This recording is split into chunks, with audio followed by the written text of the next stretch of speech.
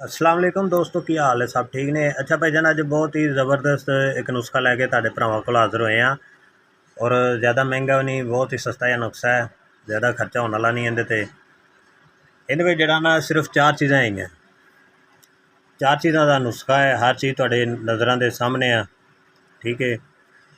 और बहुत ही ज़बरदस्त नुस्खा है। जिहड़े मर्दाना कमज़ोरी का शिकार ने या बीवी दे कोल जांदे ने, जांदे ही फारग हो जाते हैं, ये उन्हां वास्ते बहुत ही ज़बरदस्त जिहड़ा ना नुस्खा तुहानूं दस्सण लगे हाँ। और इस दे अंदर सिर्फ चार चीज़ों का इस्तेमाल है, ज़्यादा खर्चा भी नहीं है और नॉर्मल जिहा खर्चा है और फायदे बेशुमार है। सब तो पहले तुसी जिहड़ा ना दारचीनी लैनी है। यह दारचीनी एक तोला तुसी दारचीनी लै लो। अगर थोड़ा बनाना है तो 5 ग्राम तुसी दारचीनी लै लो। 5 ग्राम तुसी जिहड़ा ना मेवा लै लवो और 5 ग्राम जिहड़ा तुसी ना लौंग लै लवो।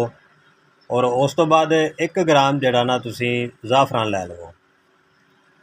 इन्हां चारां चीज़ां लैके अच्छी तरह तुसी जिहड़ा ना ग्राइंडर कर लैनियां ने। लौंग, ज़ाफ़रान और दालचीनी, इन्हां तिन्हां चीज़ां तुसी जिहड़ा ना अच्छी तरह ग्राइंड कर लेना, बिल्कुल बरीक पाउडर बना लेना। उस तो बाद तुसी हमामदस्त विच पा के सारियां चीज़ां नूं मेवा लै लेना, ठीक है। इन्हां दी तुसी चंगी तरह कुटाई करके ये जिहड़ा ना बरीक हो जाएगा, जिहड़ा ना मैदा टाइप हो जाएगा बरीक। और इहदे विच तुसी पा के मेवा इसनूं कुट लेना। कुट के ते इन्हां जिहड़ा ना गोलियां बना लैनियां, गोलियां सुका के रख लैनियां, खराब नहीं होणगियां चाहे महीना पईयां रहन। जदों तुसी सोबत करना चाहो 1 घंटा पहले जिहड़ा ना तुसी एक गोली खा लैनी है। अगर सोबत नहीं करना चाहते तो जिहड़ा ना रात नूं सौण लग्या एक गोली जिहड़ा ना रोज़ाना तुसी आधा किलो दुध दे नाल खानी है। यह चार चीज़ों का नुस्खा है। रोज़ाना जिहड़ा ना एक गोली तुसी रात सौण लग्या खाने तो बाद नीम गर्म दुध नाल खानी है।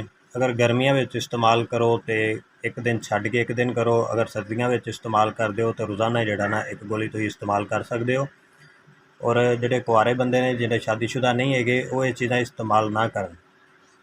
हाँ जी, क्योंकि ताकत वाली है, गर्म है, फिर उन्हां तो बर्दाश्त नहीं होगी, फिर वो गलत काम करनगे। उन्हां वास्ते गुजारिश है भी यह जिहड़ा ना तुसी ना इस्तेमाल करो, सिर्फ शादीशुदा जिहड़े लोग ने वो इस्तेमाल करन। और अच्छी अच्छी वीडियो वास्ते जिहड़ा ना साडे चैनल नूं तुसी सबसक्राइब कर लवो, कमेंट कर दिओ कैसी वीडियो लगी तुहानूं, और अगे दोस्तां तक भी शेयर कर दिओ ताकि दूसरिਆਂ ਦਾ भी फायदा हो जाए। और कमेंट करया करो।